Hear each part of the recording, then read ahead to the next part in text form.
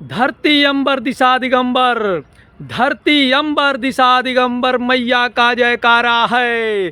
आज जिसका रक्षा सदगुरुवर करते, कौन मारने वाला है, कौन मारने वाला है। सदगुरु यदि रक्षा करना चाहे,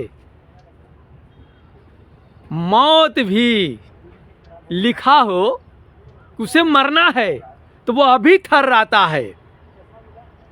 एक समय की बात है, एक शिष्य को पता चल गया उसका मृत्यु होने वाला है। कैसे? अरे चला गया, ध्यान तपस्या धुनी रमा रहा था, वहीं पर एक तांत्रिक सा उसका सामना हो गया। कहा ये सब ढोंग आडंबर है, बिना विधि विधान का तुम कैसे पूजा ध्यान कर रहा है।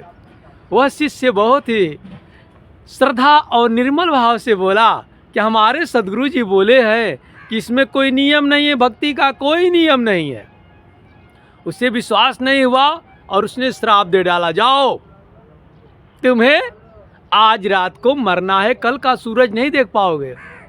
लोग डराने लगे, यह तांत्रिक आज तक जिसके बारे में भविष्यवाणी किया है, श्राप दिया है, वो मर गया है। वो चला गया। गुरुजी बोले क्या बात है, चरण सेवा कर रहा था, थोड़ा टेंशन में था। कहा गुरुजी ऐसी ऐसी बात है, आज भिक्षा में यही मिल गया है। कहा ये मिला है? कहा तो डरने की क्या बात है, एक काम कर, तू मेरे पास ही आज सोना और याद रखो चरण सेवा करते रहना।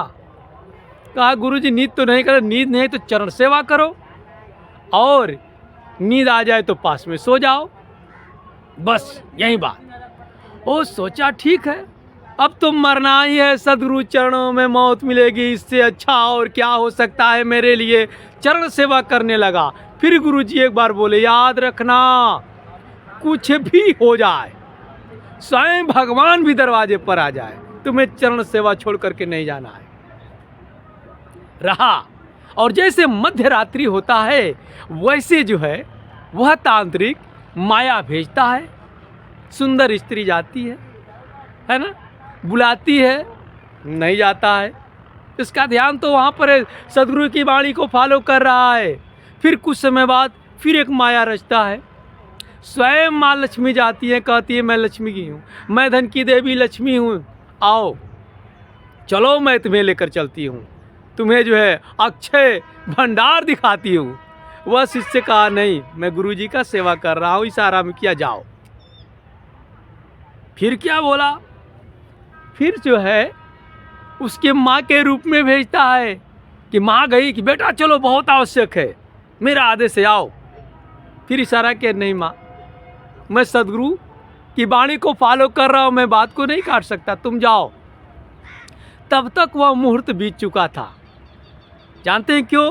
क्योंकि सदगुरु की आभा मंडल व आवरा व सुरक्षा कवच था, जिसे भेद करके वह प्राण नहीं ले सकता था,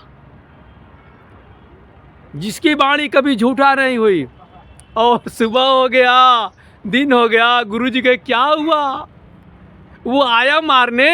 अरे गुरुजी विभिन्न प्रकार से आया था, आप बचा लिए। सच ही कहा गया है, जिसका रक्षा सदगुरुवर करते, कौन मारने वाला है।